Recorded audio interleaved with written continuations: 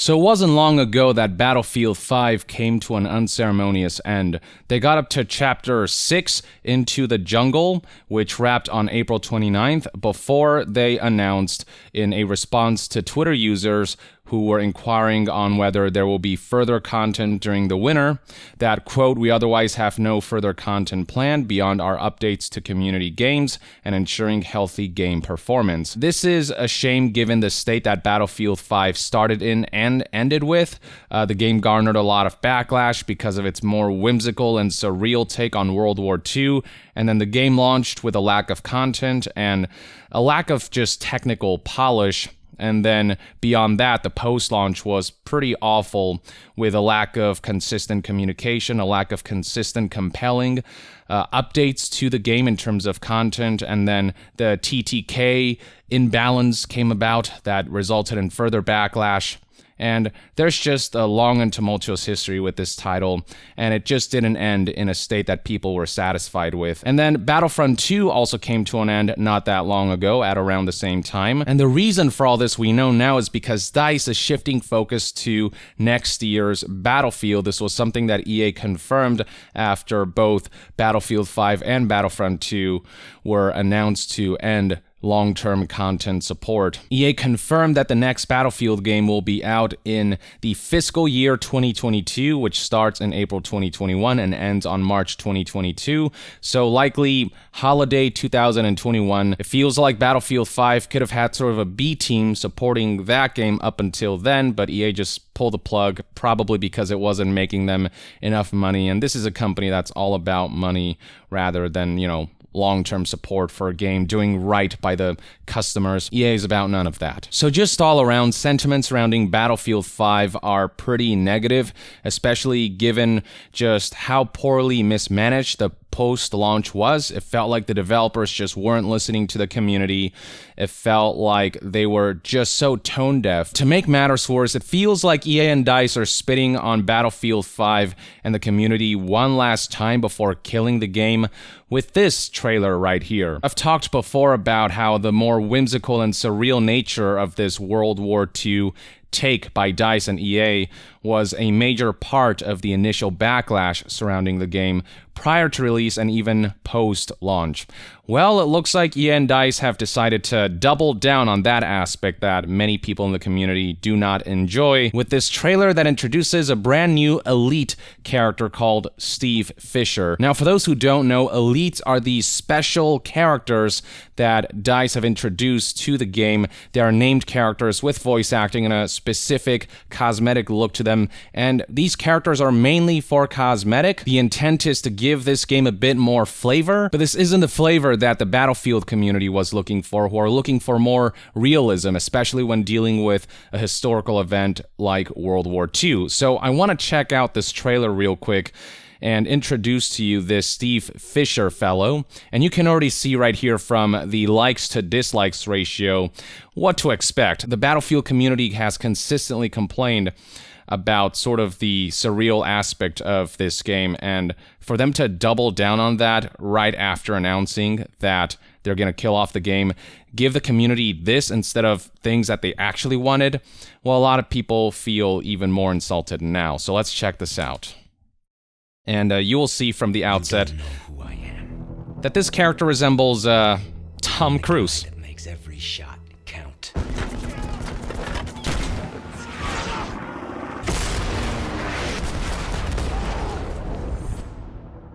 I'm the guy everyone wants on their side in a firefight. The dialogue is pretty cringe too, I might add. They're basically adding this Tom Cruise, Johnny Cage-like character. Oh, you might think you stopped me. To the World War II setting of Battlefield 5. But I'm the hero of this movie. Like a literal action movie star is being added to the front lines of Battlefield 5's World War II. And this World War II setting already made very little sense when people saw that female soldier in the front lines with a cricket bat and a prosthetic arm. But this right here, painting the World War II setting in this Michael Bay-like aesthetic and introducing this action movie star-esque character and giving him all of these cheesy action movie-esque lines. Like, that's all the furthest thing the Battlefield community wanted out of this game. And to do this in the tail end of the game's unceremonious and troubled life cycle, this is about the worst way they could have ended this particular live service. Scrolling down through the comment section, you'll find exactly what the Battlefield community has to say about all of this. So here we have a YouTube user saying, "This is trying so hard to be cool, it's almost comical." Yeah, honestly, this is the kind of thing you'd expect to see in like a B movie or in a work that is self-aware of its own ridiculousness. Like, if Johnny Cage in Mortal Kombat says stuff like this, nobody bats an eye because Mortal Kombat is aware of its own ridiculousness and it's got that vibe. But Battlefield 5 is apparently trying to take itself more seriously, but then they introduce a character like this and all of that seriousness goes out the window. And Battlefield 5 is generally just a tonally conflicted product with the sort of single-player campaign with the different stories, trying to tell, like, you know, the lesser-known stories of World War II through a more sort of dramatic lens. But then you see sillier stuff like this that kind of tonally conflicts with all of that, and people don't know exactly what the developers were going for, what kind of vibe they were trying to convey with Battlefield 5. And that tonal conflict is a major part of why people just aren't really taken by this game. Scrolling further down, you'll find comments like, "This is perhaps one of the most out-of-touch moments of all time." Here we have somebody referencing the community asking DICE for specific content for Battlefield 5, and DICE just refusing to do so and instead giving people Tom Cruise. So this comment reads, "Community, just give us a Russian map before you die. Battlefield 5, Tom Cruise." Here's somebody else talking about the timing of this. "There could be no worse time to release this garbage. The content by itself would be pretty poorly received even if Battlefield 5 were in a good state. But again, the fact that this is being introduced right after they announced they're killing the game off without really fully realizing its full potential is what is especially getting to people, is what's especially baffling about this." And this sentiment of DICE not listening to the community is expressed in a number of comments here. "Community, we just want maps. DICE, Tom Cruise, go brr. Community, maps? DICE, Tom Cruise? Okay." So people are basically going, what are you doing, EA and DICE? This is the note you want to end Battlefield 5 on? You're already ending it on a pretty bad note, but to end it on this just ridiculous, silly, cringy note, introducing this action movie star elite, and to even think this is remotely what anyone in the Battlefield community wants, like, this is the best you got, discount Tom Cruise? This is the best you can muster in the tail end of this game's lifespan? Now, there is that summer update coming that is expected to introduce one new map, but that's a far cry from what people actually wanted out of Battlefield 5 and its Tides of War mode, which was supposed to go through all the major events of World War II. And you can see right here posts from a year and a half ago of people talking about how they hope to see D-Day in Battlefield 5, maps that are themed after that event. Here's another post from a year and a half ago with somebody hoping that D-Day is in store for Tides of War.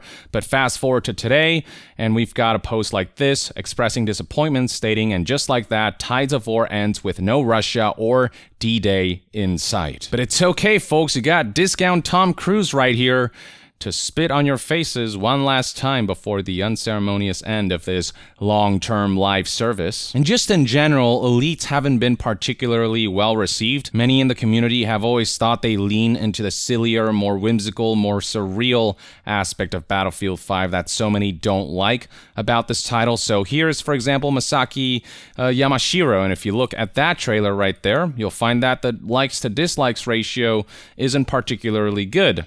But Steve Fisher right here, the likes to dislikes ratio is much worse due to the timing and the fact that this is especially silly and cringy as far as introducing a character to World War II is concerned. To close things off, I want to go back in time real quick to the Battlefield 5 reveal event when they talked about Tides of War, when they hyped that whole aspect of this game up. I want to just remind you what they said about this game and how they advertised Tides of War. So launch is really just the beginning. Tides of War is an epic journey that you and your company will take through World War II. It will bring you an evolving, diverse game that will grow over time as we immerse you and your company in different theaters of war. Playing Battlefield 5 is an experience unlike any other. It will differ from all previous Battlefield games. And the most important thing, in all the worst it's open ways, to all players. Yes, and there will always be new battles, new fronts, and rewards on the horizon. And with Tides of War, our players will experience themed chapters of World War II, each spanning over several months. And these will focus on key moments that impacted the outcome of the conflict. Yeah, I would say D-Day was a pretty key moment in World War II that impacted the whole event, but alas, that was never covered, was it? And beyond D-Day, I mean, people are talking about how they were hoping to see Stalingrad and Battle of the Bulge.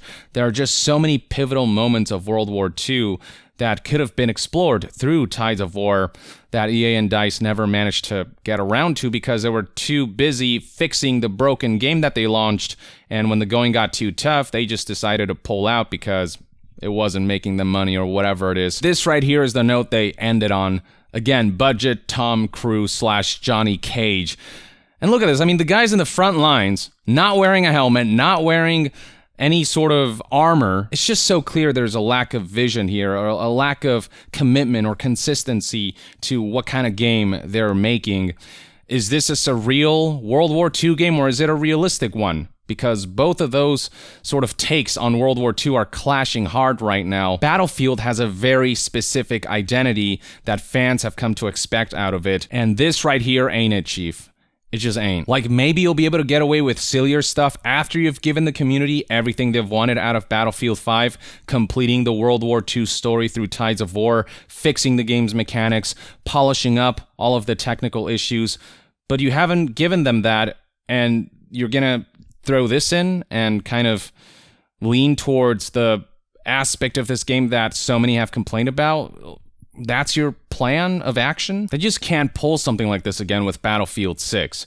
Battlefield has a very specific identity and they have to adhere to this. They can't start treating Battlefield like it's Fortnite and add all of these silly cosmetics and characters into the game and play tonally that way. They just can't do that. Make a new franchise for that type of thing. But with Battlefield, stick to what Battlefield fans love about that IP. Stick to that game's identity.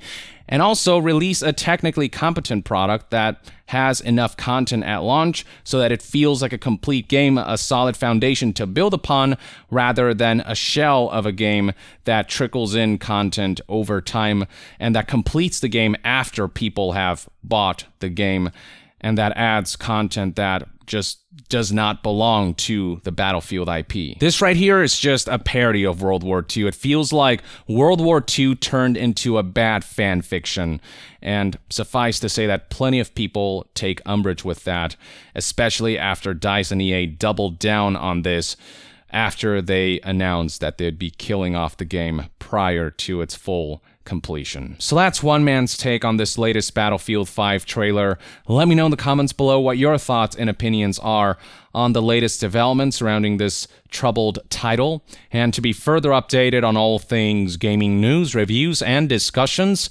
stay tuned right here on Young Yeah. I'll see you guys next time. Young out.